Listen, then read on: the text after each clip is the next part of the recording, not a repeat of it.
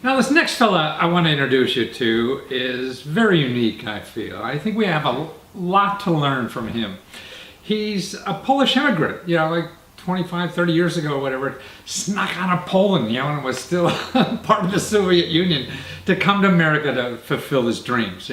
He and his wife came here, and since he started out as a graphic designer and just started building ideas and companies. Really taking advantage of what this great country has to offer to the exciting minds that we have, and to fulfill those things that are in our mind so we can grow as much as we possibly can. I'm sure that's probably what frustrated him in Poland at the time, And he invented so many things.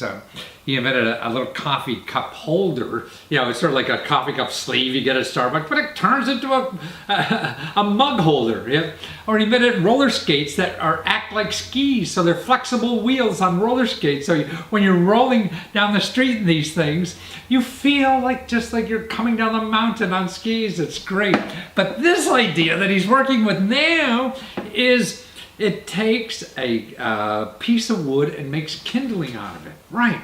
And it's a great little tool. And he's on Kickstarter with it, raising money. It's a firewood splitter. And you can do it right in front of your fireplace. You don't have to take an axe outside to do this. You take your little drill or whatever it is, and you put this thing into it. It's cheap as heck. And it's just cool. And so you don't have to buy those sticks, those fire sticks, to make things work. But more importantly, he also talks about how important Kickstarter is. And I believe in that too. Kickstarter, any of these crowdfunding sites where you could take your idea and not have to go and find investors and fat cats and everything and then make the product and then hopefully sell it and waste all this time and energy and dealing with people who don't like you, that you go right to the crowd and find people that really believe in your idea. And they put up money, the crowd does, to help you finance your idea. You don't even have to have it made yet, And that's why he thinks this is the most important thing in our country. And I do too, I'm biased, so watch this. So you don't have to trust me. Trust him. He goes through this, and he's gone through it lots of times, and he believes in this. So watch.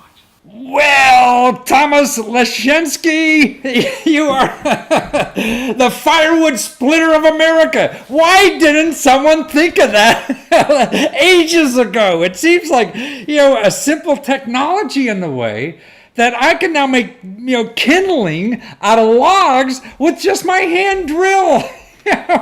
Yes, in front of your fireplace inside your house. Wow! And the big difference is that if you don't have it, and if you use an axe, you have to go outside in the middle of the snow blizzard, in cold and very often at night, and you have to swing a very sharp object very close to your fingers.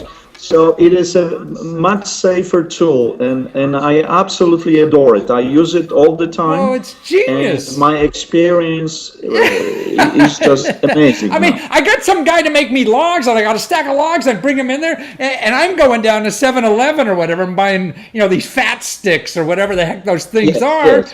But they're very expensive. Yeah, they're expensive, and they don't work half the time. Or actually, the fire sticks just burn. That's all I see. Yeah. So you have it for free if you use rotary wood. Yeah. So these things, if I make the kindling with your drill right on my fireplace here, I get such a more beautiful fire out of this thing, don't I?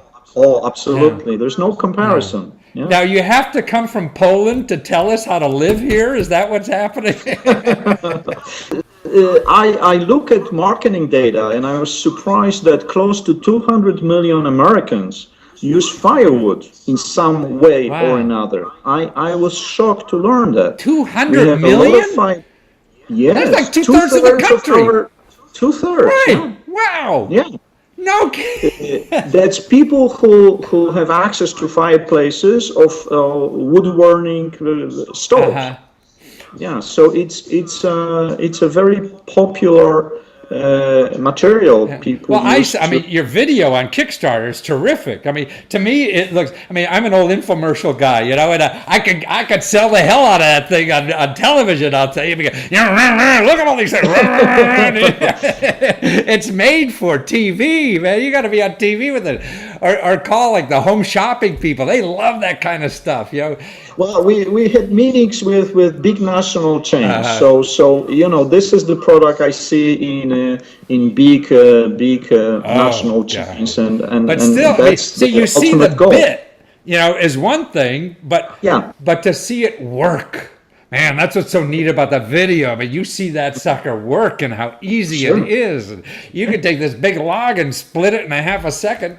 You know, and what Yeah. was the revolutions? I mean, an axe, you get 3 strikes in a second, and this thing gets 30,000 or something like that.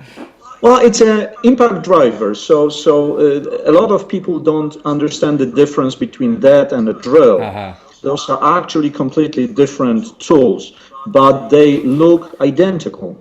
And a lot of people have them in their houses, and just they work in a different manner than the driver. But yes, you have 3,000 hits per second, and it just goes through the wood like it goes through the butter. It's just like butter, huh?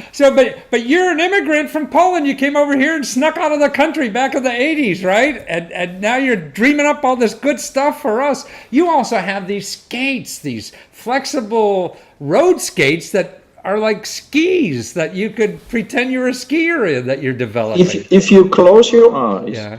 when you skate on them, you don't see the difference between that and skiing. Wow. It's just a phenomenal simulation of skiing. Wow. I adore it. And you could ski up to Starbucks and get your hot chocolate instead of the ski lodge. You could, yeah. And you can ski in parks, and you can ski on high mountain Wow. roads, and That's right. yeah. And you also invented this great little coffee cup holder. It's a mug holder for a Starbucks cup kind of coffee, huh? Yes, that was a Mac to go concept, but that was a perfect example of going through the VC. Ah.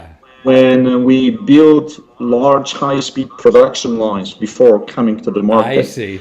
And I had meetings with every single major coffee place in this country. And we are drinking 2 billion cups of coffee a day.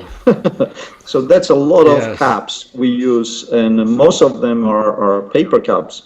So it's a product which replaces sleeve with creates a mark out of the regular coffee cup. Wonderful. So I mean, so you're a guy came here with, and you have a lot of invention ideas that you've tried, and you've raised venture capital and fat cat money and all this kind of thing. But now you're a crowdfunding lover, aren't you? I prefer that method. There is no comparison. Why? Give us I 2 love reasons. it to death. You're close to. You get comments from people from your customers directly, without middlemen, without people trying to tell you how to do that. Who are Without never going to people- use it anyway, right? Yes, without people who have absolutely no clue what they're talking about. So I adore the process. This is, I think that's the fact that we have it in this country is going to make a huge difference to a lot of people. Wow. So, and I trust your perspective more, because somebody who's lived here all their life, we can become so blasé about anything. And so you come here from another country, have ideas, went through the existing system, thought it was nuts, but did it anyway. And now you see crowdfunding, and it's a savior for people like you have ideas. Crowdfunding wins on every front. Wow. It is an amazing concept, and you have free market research. Right. If your product sucks, people are not going to buy it. Right. So you don't have to spend money trying to figure out whether people like it, and you don't have to build inventory. You don't have to build the product before you decide if people like it, and you don't have to spend months in never-ending meetings with people who really don't want to do their job. And you actually annoy them with your ideas. So you go to people who appreciate that. Yeah. It's great to be loved, isn't it? Oh yes, yes. Oh, that's what. Well, Thomas, it's wonderful, and I think your firewood splitter is ideal for us, and particularly our 200 million people who use firewood. And the best place, I mean, it's on Kickstarter now, but forever we could find you in Santoren.com, Santoren, correct? Yes. .com. Yes. And Thomas, thank you for Thank you, Matthew, so coming much. from I Poland truly and appreciate helping us Slovaks out here in America. Thank you so much. I really appreciate your time. Thank you so. Thanks a lot. Take care. Cool, huh? So even a Polish guy could come over here and use the system and do some extremely well, but more importantly, he's growing himself, growing his family, growing those around us with his ideas that he tinkers away. He said he's that guy in the coffee shop who's scribbling on napkins and things like that. Always has an idea, but he also appreciates the fact of failure. I mean, nobody has a brilliant aha thing one time and there's a gazillionaire. That happens in the movies, or actually on my infomercials too, but I'll find you one of those guys. The rest of us have to struggle at it. But so what's important about crowdfunding, you don't have to struggle getting the money. If you have a good idea, you don't have to struggle going to find fat cats and worrying about all that kind of stuff and talking to people who don't care. You go right to people who will like your product. You find them, they invest in it. You know, and it's going to save you years of development before you come out with a product. You know, it's going to save you years of heartaches, you know, and finding fat cats to invest in. That's what's going on in our country. So start using this.